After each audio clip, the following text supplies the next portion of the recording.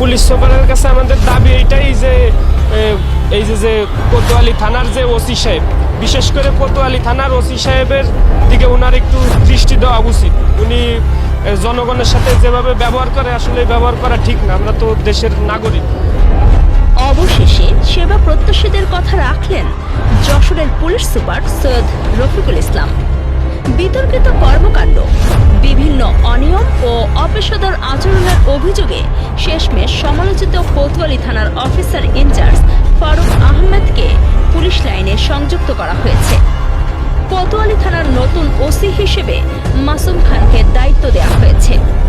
যশোরতে ধরে আমরা তারা থানায় নিয়েছি, থানায় নিয়ে গেছে, আমাকে কোনো দামই দিয়েছে। আসামি স্যার এই যে সব কিছু করেছে, আমার ছেলে ফিগো রয়েছে, এই বিকাশ নাম্বার আমাদের দিচ্ছে, এরিসি তা আমাকে কোনো দামই দিচ্ছে, কোনো কথা বল মানে বিরাট মানুষ নাকি এরকম তোমাকে কোনো একটা।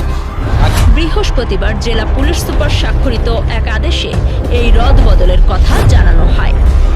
বিদায়ী ওসি ফারুক আহমেদের নানা কর্মকাণ্ডে সাধারণ মানুষের মধ্যে তীব্র ক্ষোভ সৃষ্টি হয়েছিল।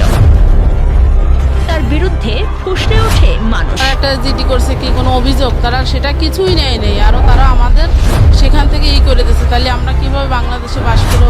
তাদের কাছে যদি কোনো সুযোগ সুবিধা কিছুই যদি না পাই, তাহলে আমরা কিভাবে মানুষের পরে ভরসা করব? বিষয়টি গুরুত্বের সাথে নেন জেলা পুলিশ সুপার সৈয়দ রফিকুল ইসলাম। তাকে শোকজও করা হয়। শেষমেশ বৃহস্পতিবার তাকে সরিয়ে নেওয়া হয়।